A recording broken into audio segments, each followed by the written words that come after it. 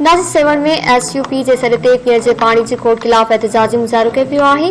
SUP जे कारकुननि पारां पाणी खोट खिलाफ़ बुख हड़ताल कैंप क़ाइम कई वई आहे। वधीक तफ़सील ॿुधाए रहियो आहे धरती टीवी जो रिपोर्टर रियाज़ समाली।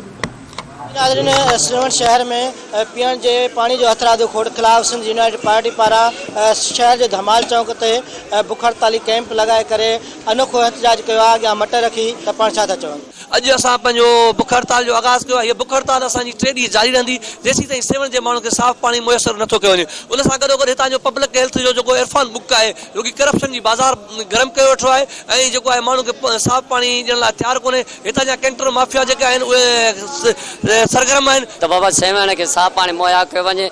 हीअ लाल जी पाक नगरी आहे, हिते ज़ाइरीन अचनि था, उन्हनि खे वुज़ू जे लाइ तकलीफ़ थिए थी।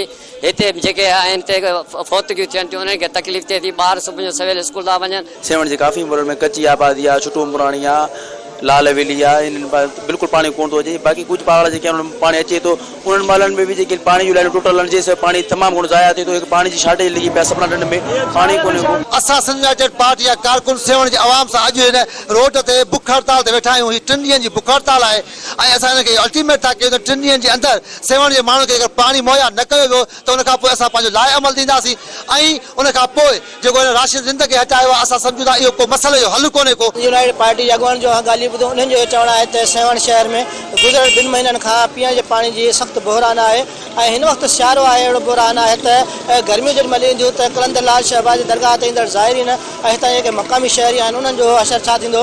हिननि सिंध जे वॾे श्री मुराद अली शाह खां मुतालबो कयो आहे त हिन वक़्तु जिते पाणी वाटर सप्लाई जी जेटी आहे उनखे पटे करे गाड़ी वारी जे भरिसां जेको आहे उन जेटी खे लॻाए करे जिते दरिया जो पाणी 12 महीना मौजूदु आहे उते जेटी क़ाइमु करे जेको आहे सो शहरनि खे साफ़ सुथिरो पाणी फ़राहम कयो। हिननि इहो मुतालबो कयो त जेकॾहिं पाणीअ जो मसइलो हल न कयो त असांजे बुख हड़ताल जो सिलसिलो जारी रहंदो। कैमरामैन सिराज जमाली सां गॾु रियाज़ हुसैन जमाली, धरती टीवी सेवन।